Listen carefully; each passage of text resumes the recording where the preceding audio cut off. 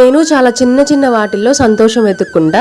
చిన్నప్పుడు రోజు స్కూల్కి వెళ్ళేటప్పుడు పూలు పెట్టుకొని వెళ్ళాలి అనిపించేది. కానీ మా ఇంట్లో పూల మొక్కలు అయితే ఏమీ ఉండేవి కాదు. ఒక్క మందార పూలు, తర్వాత మల్లెపూలు మాత్రమే ఉండేవి. మల్లెపూలు మనకు తెలుసు కదా, సీజన్ లో మాత్రమే పూస్తాయి. మందార పూలేమో మా అమ్మ దేవుడికి పెట్టేది. తెలిసిన వాళ్ళ ఇంట్లో ఉండేవి కానీ ఎవరిని అడిగే వాళ్ళం కాదు. టక్కున మాకు కావాలి అన్నారనుకోండి, మళ్ళీ ఎందుకు అడిగాము అని చెప్పి గిల్టీగా ఫీల్ అవ్వాలి కదా, అందుకని ఎవరిని అడిగే వాళ్ళం కాదు. నా చిన్నప్పుడు ఇలాంటి చిన్న చిన్న సంతోషాలు నేను చాలానే మిస్ అయ్యాను.